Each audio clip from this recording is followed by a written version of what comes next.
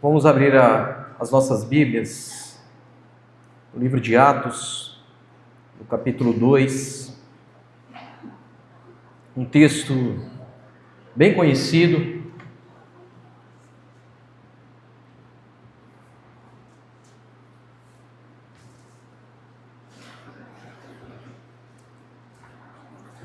Atos capítulo 2, a partir do verso 42.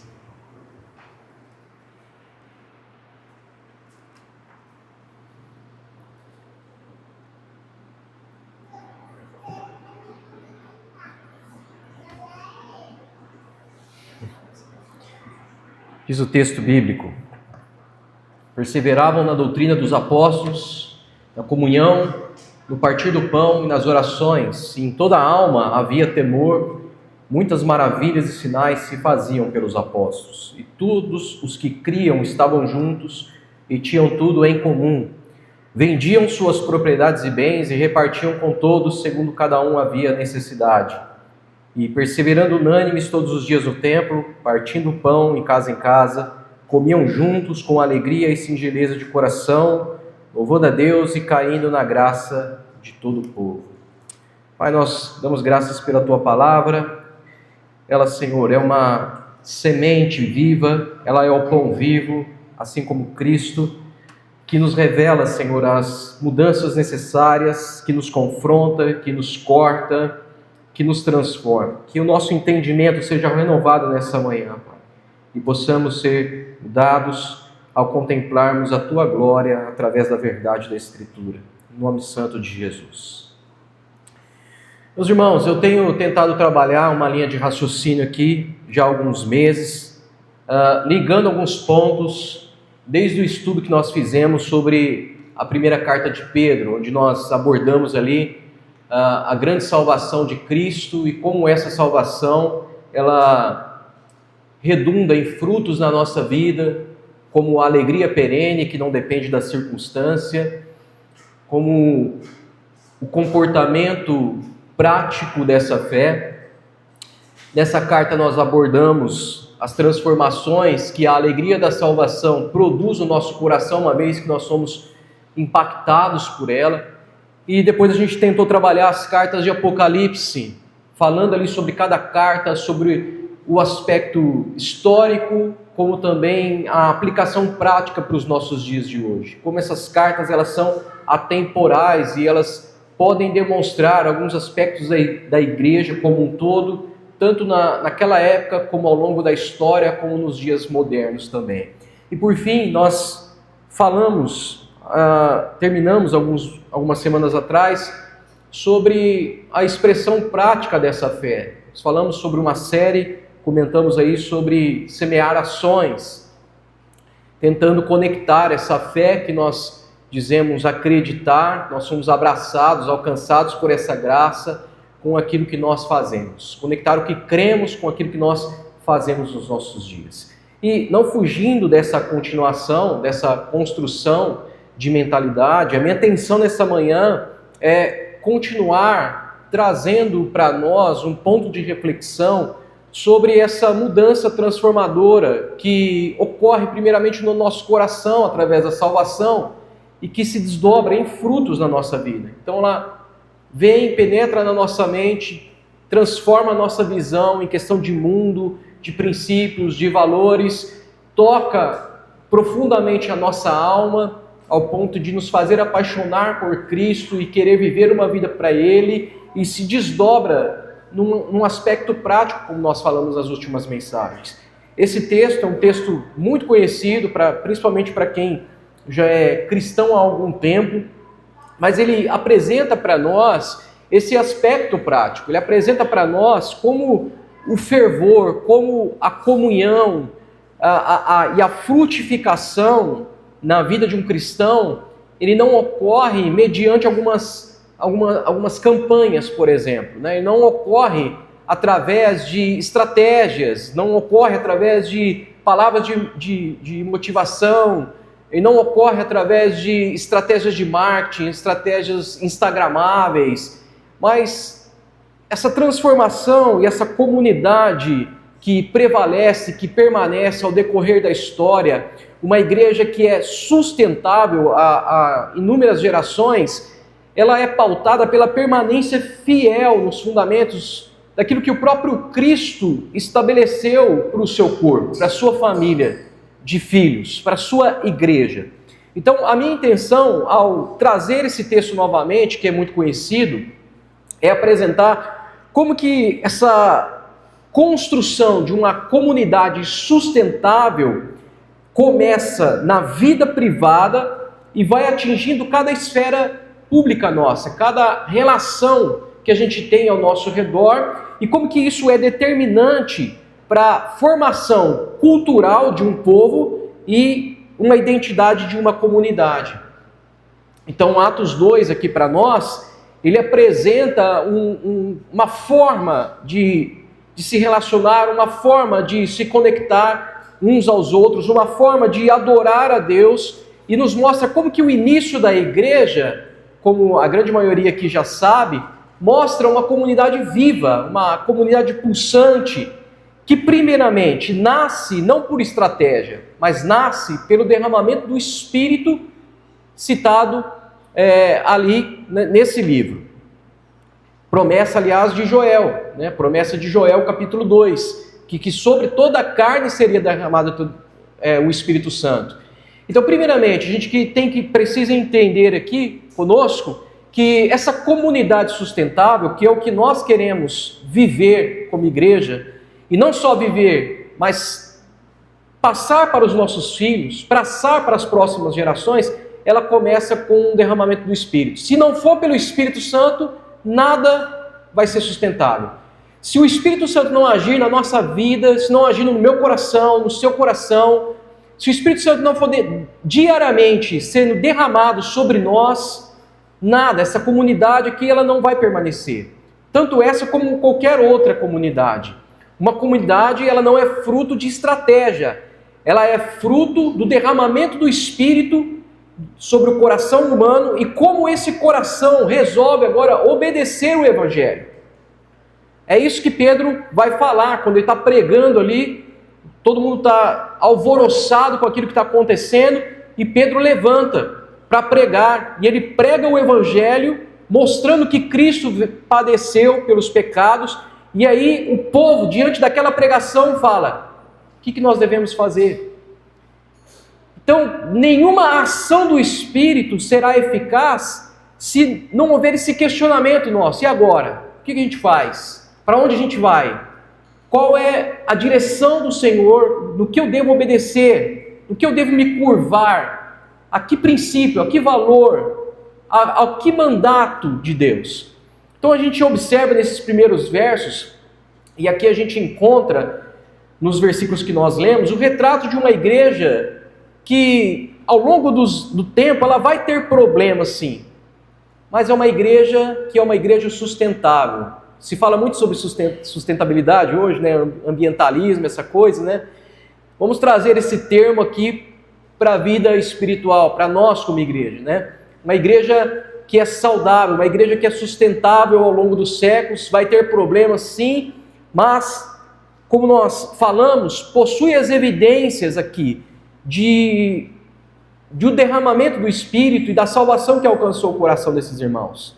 Uma igreja que tem alegria, uma igreja que tem singeleza, uma igreja que conecta a fé com a prática, uma comunidade que está centrada em viver em harmonia, em viver perseverante na oração, na palavra, generosa, uma igreja que naqueles dias, assim como é possível para nós também, se torna contagiante, cai na graça daqueles que se achegam.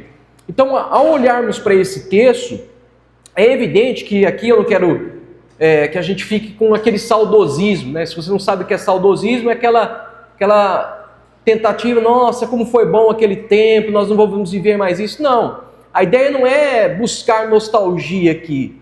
A ideia é a gente absorver o que essa igreja viveu, o padrão eterno de Cristo, o padrão que ainda é possível, e construir essa comunidade. se de fato a gente olhar para os fundamentos que estabeleceram essa igreja. Lutero, ele vai dizer que a igreja é a criatura da palavra de Deus. Então toda a igreja nasce pela palavra de Deus, que sem a palavra não há vida, mas com a palavra de Deus norteando, nos direcionando, nos guiando, essa vida abundante transborda de nós e transborda para as nossas relações. Então quais são os aspectos que a gente observa aqui que se tornam um fundamento para uma construção de uma comunidade sustentável? Aí, quais aspectos aqui que a gente pode aplicar tanto na vida privada e isso vai extrapolar para as relações públicas? Primeira coisa que a gente observa aqui, Atos 2,42, perseveram na doutrina dos apóstolos. Fim. Perseverar na doutrina dos apóstolos. Toda igreja que quer se tornar uma igreja através de gerações, uma igreja sustentável ao longo dos séculos, ela precisa ter como fundamento, a principal coisa, doutrina. Primeira marca de uma igreja sustentável é perseverança na doutrina. E se a gente observar essa perseverança, por que a palavra perseverança consta aqui no texto bíblico? Porque doutrina, se atentar à doutrina, não é um estudo ocasional. Há aqui na vida dessa igreja um apego constante à observância da palavra. É como alguém que se segura a uma corda no meio de todo conflito e tempestade. É como uma palavra que a gente cita aqui várias vezes, o pastor Levi até comenta sobre isso, quando Pedro vai andar sobre as águas, ele não está andando sobre as águas, mas sobre a palavra de Cristo. Então essa igreja se apega a isso. Ela não está vivendo de acordo com a circunstância ao seu redor. Ela não estava observando e vivendo a comunidade ao léu, ao vento. Não, ela se apega à doutrina. A palavra doutrina aqui no grego é didaquê. Isso significa que eles não estão apenas obtendo informações teológicas, mas eles estão se debruçando, aprendendo, absorvendo, se dando o esforço de aprender o ensino apostólico, que vem diretamente de Cristo. Então a doutrina aqui é a coluna dessa igreja, é a primeira coluna de uma igreja sustentável. Calvino, nas suas Institutas da Religião, no livro 4, ele vai dizer que a doutrina é a alma da igreja, assim como a alma é a vida do corpo. Então observe aqui a reflexão de Calvino. Calvino está dizendo para nós que a doutrina é o que dá vida para a alma, assim como a alma dá vida para o corpo. Então a gente pode refletir que se há uma doutrina doente, se há uma doutrina corrompida, uma doutrina distorcida, isso vai produzir uma igreja doente e corrompida. Assim como a alma que não é tratada, assim como há doenças psicossomáticas que afetam o corpo, a doutrina, se ela não for pura, se ela não for uma doutrina dos apóstolos, vai produzir uma igreja como uma alma produz uma doença física. Sem doutrina apostólica, a igreja ela está fadada ao fracasso. Ela se torna apenas um clube religioso.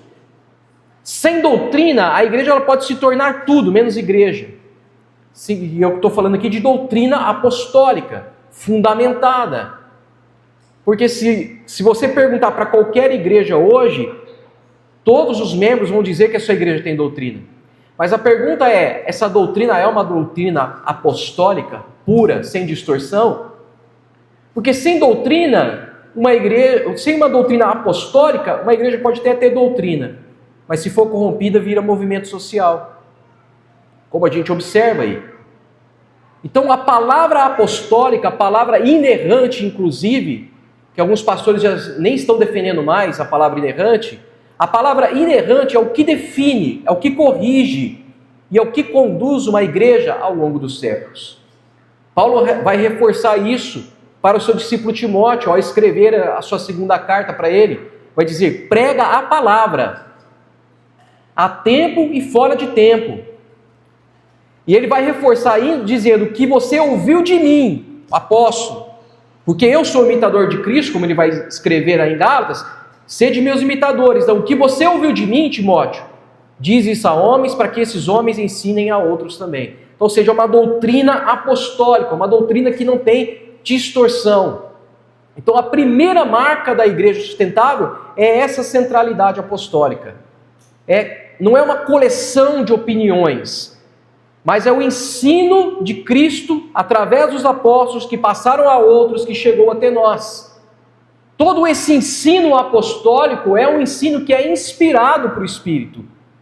O Evangelho vai dizer isso, Paulo vai escrever isso, que toda a Escritura é divinamente inspirada. Então essa perseverança que existe aqui nessa igreja não é um estudo ocasional, não é informação teológica, mas é uma devoção contínua, meus irmãos. Todos nós, isso não é privilégio de líder nem de pastor. Todos nós, se dizemos crer em Cristo, devemos ter essa devoção apaixonada pela doutrina. Como que quem se alimenta de um pão que é indispensável para a sobrevivência, para a construção, para a cura, por uma igreja sustentável e saudável. Calvino, ainda nas suas Institutas, ele vai dizer que a igreja não pode ser chamada de igreja onde a palavra de Deus, onde a doutrina apostólica não é pregada. E Lutero, posteriormente, vai reforçar isso. Ele vai dizer que a palavra é a mãe de todos os bens, no seu prefácio ao comentário de Romanos. Então, sem esse alimento, uma comunidade ela vai ser apenas um clube. Na pior das hipóteses, vai se tornar uma comunidade anêmica, como a gente viu nas cartas de Apocalipse em algumas igrejas. Presa fácil, alvo fácil de heresias. Sem a doutrina, uma comunidade ela pode se tornar uma arena de disputas carnais. Então, olha o que Atos está nos ensinando. Olha o que esses irmãos aqui, na primeira experiência de comunidade, está nos ensinando. Que a formação do caráter se passa primeiramente pela paixão pela doutrina. É essa paixão que molda a nossa mente. É essa paixão que transforma o nosso coração. É essa paixão que altera completamente a nossa prática. Doutrina apostólica exposta publicamente e discutida, ela transforma ambientes, ela transforma cultura, ela transforma identidade. E como que a gente observa que esses irmãos eram apaixonados? Porque havia um culto público onde era se exposto a palavra, mas o texto vai dizer que de casa em casa também eles faziam isso. De casa em casa eles estudavam, se perseveravam nessa doutrina. Atos capítulo 5, verso 42 vai nos mostrar isso. Um povo que conheceu a Deus, mas como diz o profeta, prosseguiu em conhecer. Para viver de fato para a sua glória.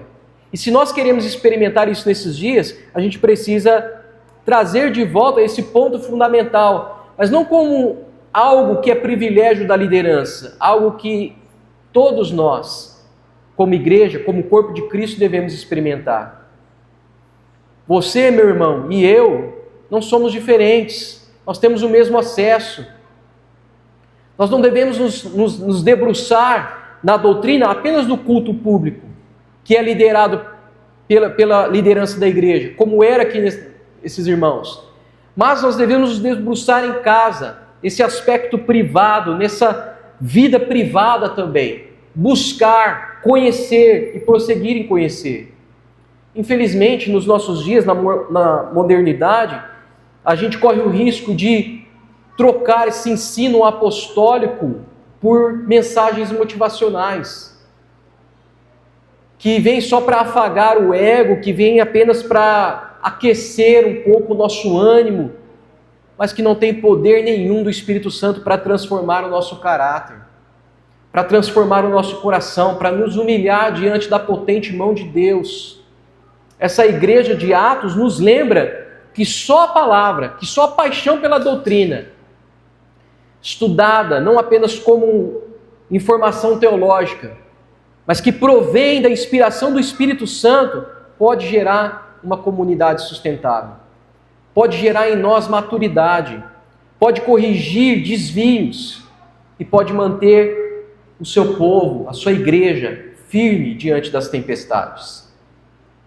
O apóstolo Paulo vai escrever lá na carta aos Efésios, quando ele está falando sobre a igreja, sobre cada um que tem um dom, sobre cada um que tem ali um carisma de Deus, no capítulo 4, ele vai dizer que o povo bem ajustado, cooperando um com o outro, produz maturidade e não é levado por qualquer vento de doutrina. Só essa paixão pela doutrina como um primeiro fundamento aqui, pode nos tornar, se a gente deseja isso, uma comunidade sustentável, uma comunidade saudável, uma comunidade cativante. Se a paixão pela verdade, pela palavra, estiver no centro do nosso coração. E isso não deve ser apenas uma atividade religiosa, como eu disse no culto. Isso tem que vir lá de casa. Isso tem que vir lá da nossa vida privada. Não como uma imposição, mas como um ato de amor. Um ato de amor pelo Senhor. Então nós não queremos aqui impor um peso de culpa, mas sim despertar um coração pela paixão pela palavra. Porque uma igreja que abandona essa paixão, ela perde o vigor espiritual. Ela vai ser uma igreja sem frutos, uma comunidade sem frutos, e uma comunidade que vai desabar em tempos difíceis.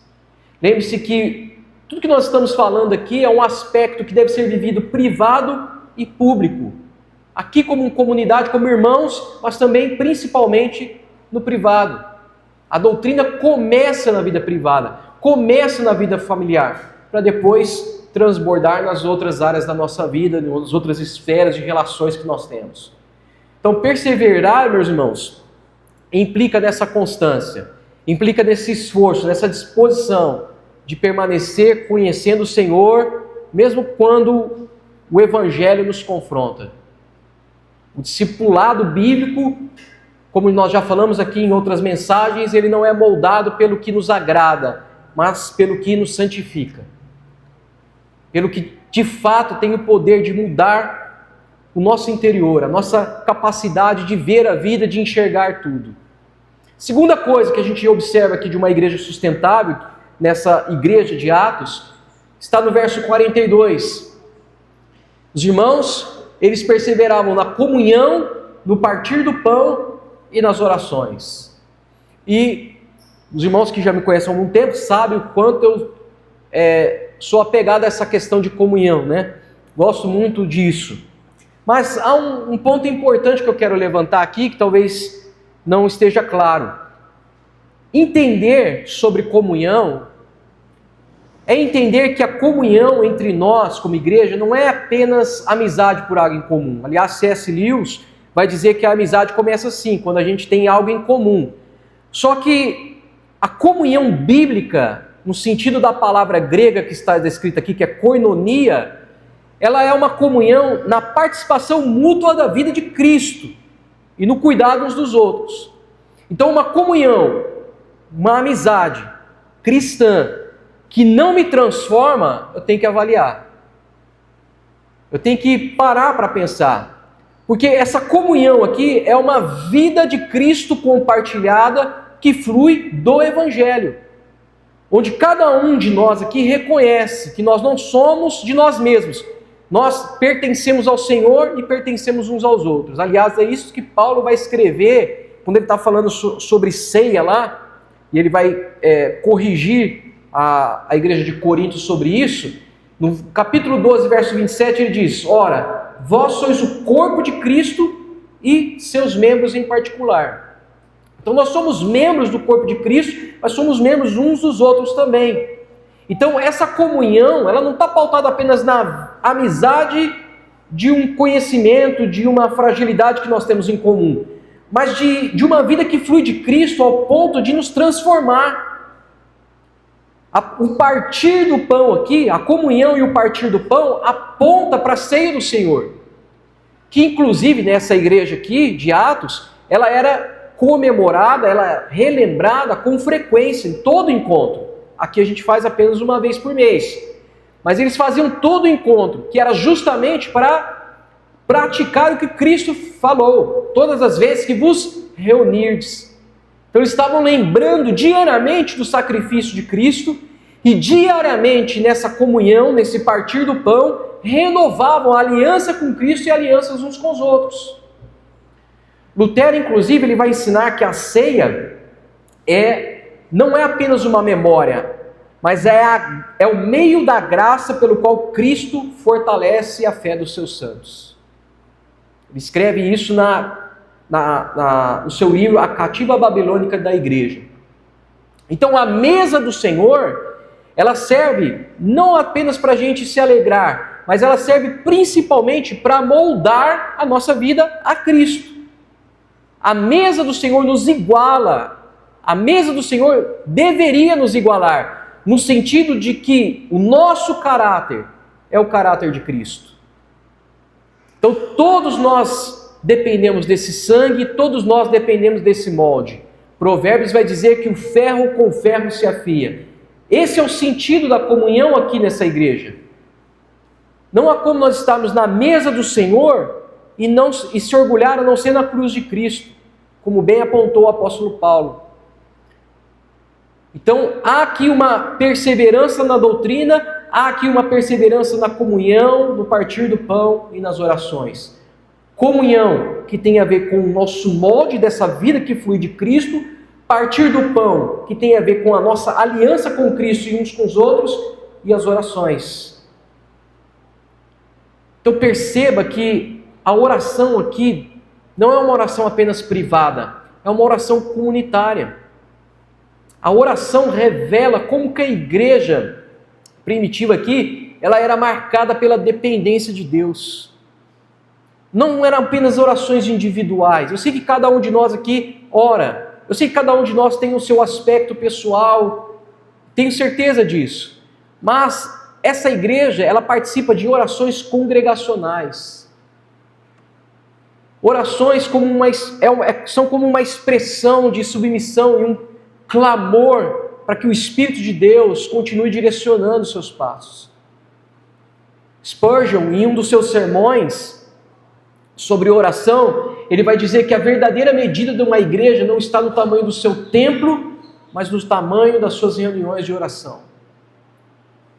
Então veja que essa igreja possui uma tríplice prática, uma comunhão real, que não é apenas baseada na amizade, mas numa amizade que tem um alvo de transformar no caráter de Cristo. Eles possuem uma ceia frequente e uma oração constante. E por que não dizer uma oração fervorosa? É essa tríplice prática que produz essa unidade dessa igreja. Essa unidade que não tem a ver com uma afinidade social. Essa unidade que não tem a ver apenas com laços emocionais, mas possui principalmente fundamentos espirituais que são inquebráveis. Uma unidade que dá sustentabilidade a uma comunidade, por qual consegue permanecer durante séculos. Aonde há comunhão, focada na transformação, partir do pão, que tem a ver com aliança e oração perseverante, não só individual, mas comunitária, a apatia de uma igreja se dissipa. E a paixão, o fervor é perene. Porque essa vida de Deus aqui, que flui através da oração, torna-se uma partilha constante. Precisamos, talvez, melhorar nesse aspecto, de ter mais orações congregacionais.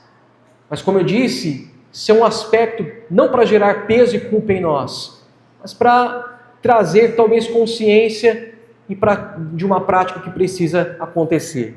Terceira coisa que a gente observa aqui de uma igreja sustentável está no verso 44 e 45. Todos os que criam estavam juntos e tinham tudo em comum. Vendiam as suas propriedades e bens, distribuindo o produto entre todos à medida que alguém tinha necessidade. Alguém mal intencionado com esse texto vai dizer, tá vendo? Jesus era socialista.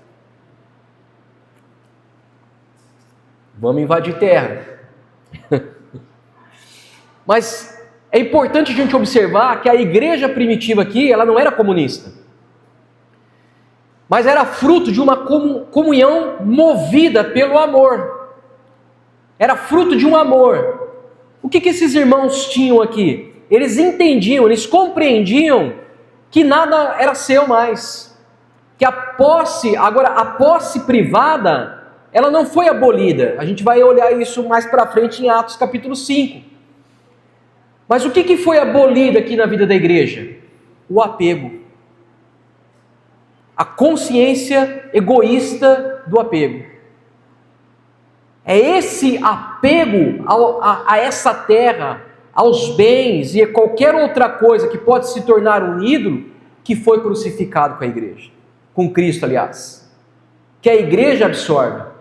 Então, o que une esses irmãos e de fato move o coração deles para vender as suas propriedades, não é uma ideologia de estrutura econômica, mas é um reconhecimento de que tudo vinha de Deus.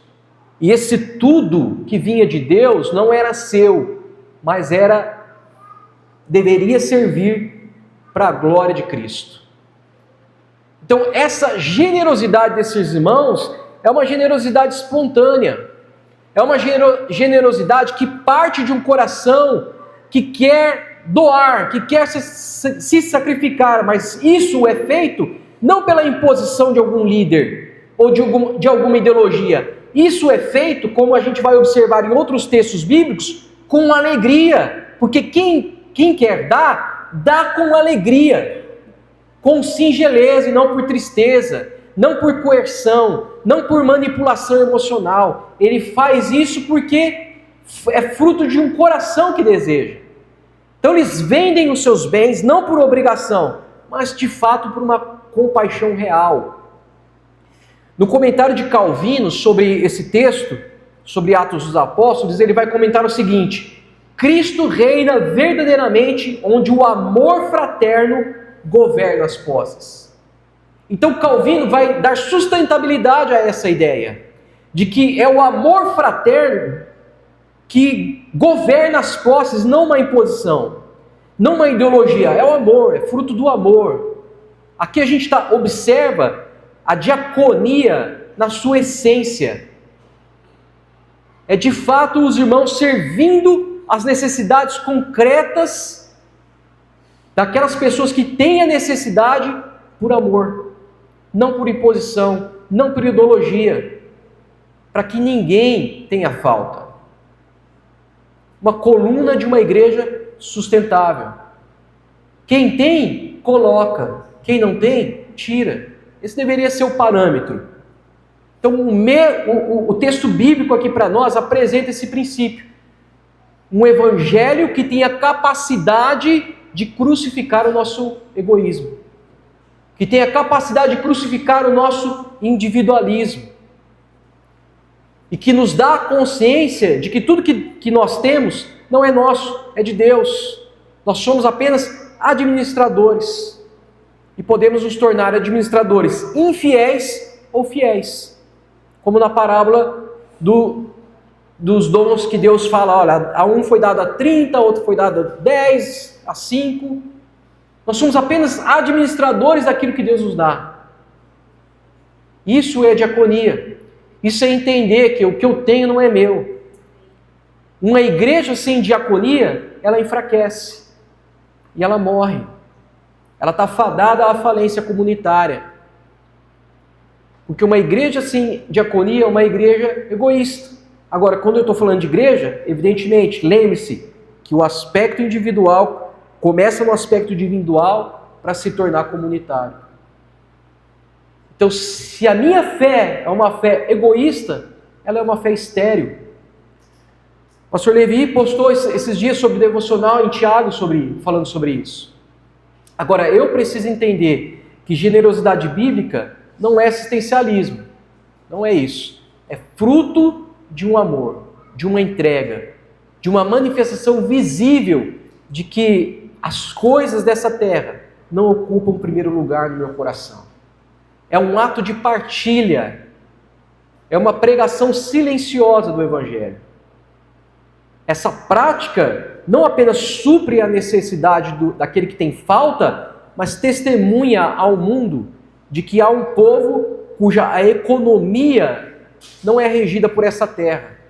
A economia é regida pela consciência de que Deus nos deu tudo pela sua graça.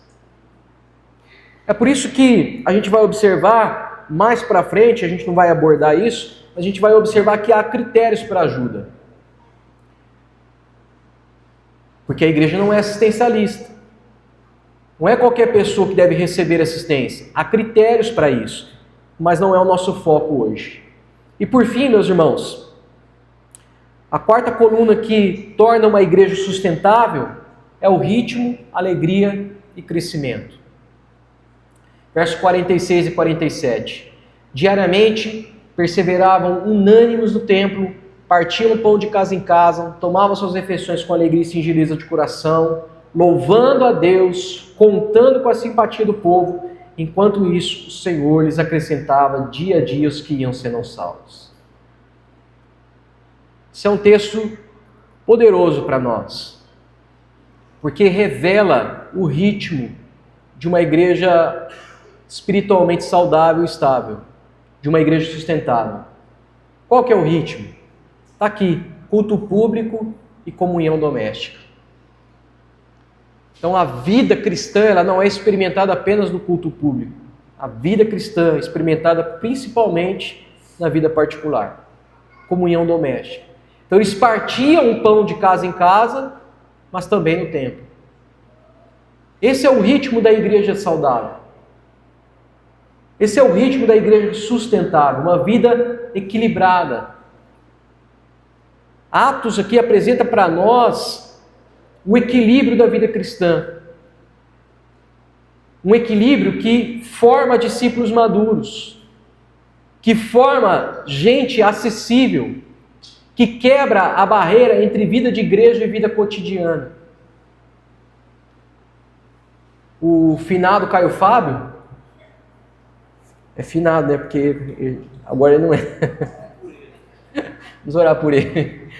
Falava sobre isso. Se não há culto na vida, não há vida no culto. Então, esses irmãos possuíam uma comunhão comunitária, pública, mas também uma comunhão doméstica. Havia alegria. O texto bíblico vai dizer que eles faziam isso com alegria. Então, não é uma imposição, novamente aqui, não é uma coerção, não é um modelo de igreja, MDA, célula, não. É tudo feito com alegria, espontaneamente, fruto dessa maturidade cristã, desse equilíbrio cristão. Feito com alegria. Não é fruto da circunstância, do que está na moda, como a gente falou em outras cartas. Mas é fruto da alegria, dessa certeza de ser salvo e ser inserido numa família. Uma alegria simples, não é uma alegria ostentatória, uma alegria real, uma alegria verdadeira, fruto do Espírito. No seu comentário bíblico, Matthew Henry, ele vai observar desse texto que a singeleza de coração é essa ausência de máscara. Como a gente sempre firma isso aqui também. Uma ausência de duplicidade, é viver diante de Deus e diante dos homens como se fosse único, sem precisar esconder. E com esse ritmo equilibrado aqui, de vida pública e vida comunitária, de alegria, vem o resultado, crescimento. Novamente eu enfatizo, um crescimento que não é fruto de estratégia, um crescimento que é fruto da obra soberana do Senhor. O texto bíblico é bem enfático para nós. O Senhor lhes acrescentava. E como isso é difícil para nós, irmãos. Porque nós somos motivados pelo resultado. Isso em qualquer área da vida. Se você estudar, você quer ver o fruto daquele estudo. Se você for para a academia, você quer ver o fruto daquele esforço na academia. Porque se o resultado não vem, a tendência nossa é desanimar. Mas com o Evangelho não é assim. Olha que poderoso esse texto para nós. Porque a única coisa que a igreja fazia era pregar, viver em comunhão, testemunhar, ter alegria. E o que acontecia? Deus convertia e trazia para perto. E essa é a ordem. A ordem bíblica não mudou. Fidelidade primeiro, resultado depois. Palavra, comunhão, alegria e missão. São os aspectos que a gente tem que se concentrar. E o resultado é o Senhor quem vai dar. Palavra, comunhão, alegria e missão é antídoto para nós. É cura para nós. É alimento para experimentarmos uma comunidade sustentável. Uma igreja que vive o Evangelho, que experimenta o reino de Deus, tanto dentro quanto fora das suas paredes.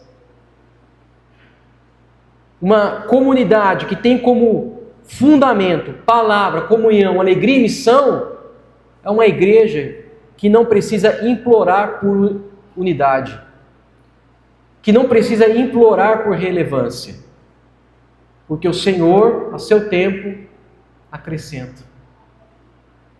Uma comunidade que floresce naturalmente, que atrai naturalmente, porque manifesta a presença real de Cristo. É como nós cantamos aqui.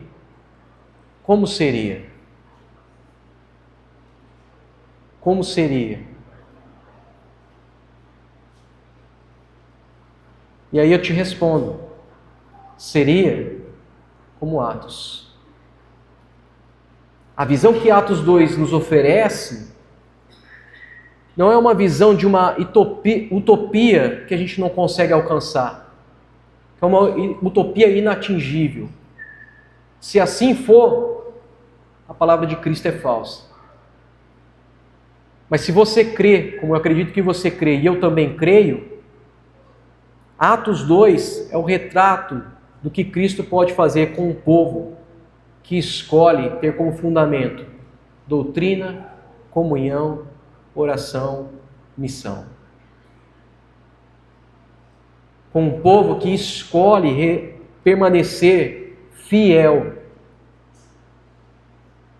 Então, nos mostra que a igreja primitiva não nasce e nem permanece por métodos humanos. Mas ela nasce e permanece pelo agir soberano do Espírito Santo. Ela permanece pela resposta à palavra que é pregada. Ela se une não somente pelas mazelas, fraquezas e amizades em comum, mas ela se une principalmente por causa da oração e da missão em conjunto. Pela vida de Cristo que flui. Assim como eu creio que Deus também nos uniu. Deus nos uniu talvez com umas fragilidades em comum. Mas essa unidade precisa extrapolar isso. A vida abundante dessa igreja em Atos foi sustentada por essas 4 colunas: doutrina, comunhão, diaconia e adoração. Assim como será conosco, amém? A doutrina dos apóstolos nos lembra que a igreja só é igreja quando se curva a sua palavra. Sem essa prostração à palavra, a gente substitui o evangelho por métodos, por tradições, por opiniões. A comunhão, a ceia, as orações mostram para nós que a unidade não se constrói por insistência, mas por participação na vida que está fluindo de Cristo. A diaconia revela que nós estamos libertos do egoísmo, que as nossas posses são apenas ferramentas para servir uns aos outros. E a adoração e vida comunitária mostra para nós que a espiritualidade não é um evento isolado, mas é algo que deve se viver em conjunto. Meus irmãos, eu finalizo falando para nós aqui, se a nossa igreja quer se tornar uma igreja sustentável, cativante, perseverante, uma igreja que não morre como muitas do Apocalipse morreram, a gente tem que voltar e observar atentamente esses padrões da nossa vida. Não para copiar um modelo antigo, mas para reconhecer que esses fundamentos da fé, eles não passam, eles não envelhecem. Spurgeon, no seu sermão de Atos 2, quando ele está pregando esse sermão, ele diz que se a gente quer ver as bênçãos da igreja primitiva, nós temos que nos apegar à mesma verdade e andar no mesmo caminho que a igreja primitiva. E assim, o Senhor acrescenta os que vão sendo salvos. Então, nosso papel é ser fiel. Nós não temos o poder de frutificar. Apenas o Espírito Santo agindo através de nós é que frutifica. E Ele só age quando a gente está observando essas coisas. Quando estamos dispostos a perseverar, custe o que custar. Quando a nossa vida de adoração é partilhada. Quando na nossa vida há um reflexo de Atos 2. A igreja atravessa gerações. E é isso nosso desejo aqui. Se há esse desejo no seu coração, também quero te convidar a ficar em pé. Dá a mão aí para o seu irmão. Se possível, até juntar os corredores.